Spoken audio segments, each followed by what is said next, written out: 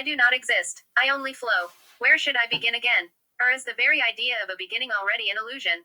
If everything we know, feel, and do unfolds according to a grand design, if what we call I is not truly the one who experiences, but rather a lens through which the absolute observes itself, then what, exactly, can I choose? What can I refuse? In the face of this question, the notion of free will suddenly dissolves into thin air.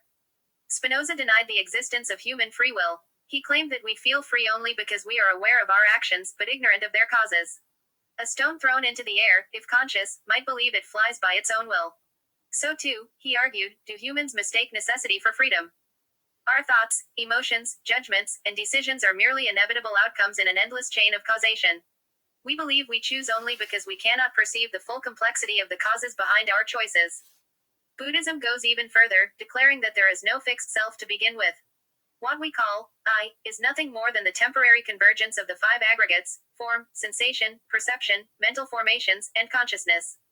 These are not a self, but processes, constantly arising and dissolving.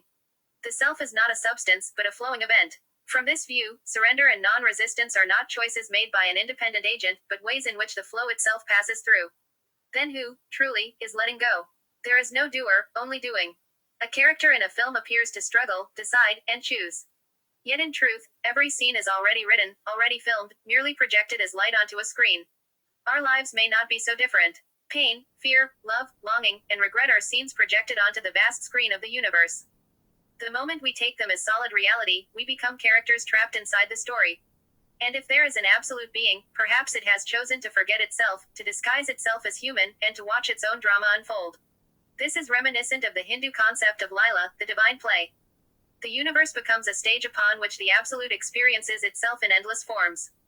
So how, then, should we live within this ambiguity? Should we drift like leaves floating down a river, without intention? But here arises another paradox: the intention to have no intention is still an intention. The decision to surrender is still a decision. There is no escape. To deny will is itself an act of will. To reject freedom is itself a form of freedom. Within this infinite self-contradiction, human existence continuously recreates itself. The brain is the central engine of this drama. With eyes open, it reacts to external stimuli; with eyes closed, it responds to memory and imagination. It judges, compares, predicts, prefers, and assigns meaning endlessly. It cannot stop.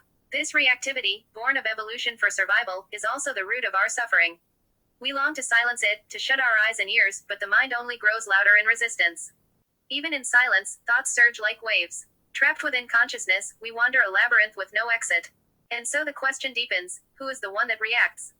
Who is the one that observes these thoughts? Descartes declared, "I think, therefore I am." But Eastern contemplatives respond differently: who is it that sees the thought?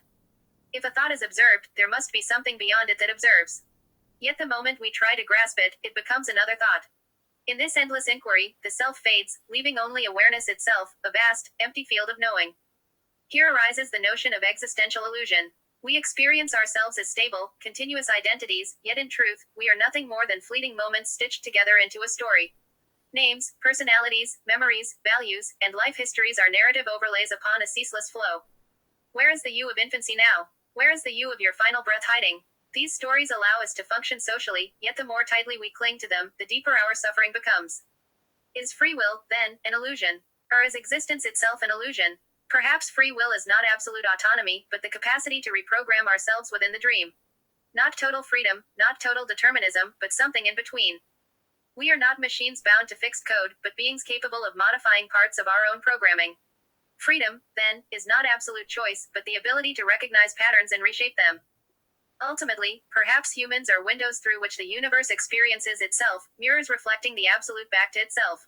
In these mirrors, we suffer, love, question, despair, and awaken. And this entire process may be both the grandest illusion and the deepest truth.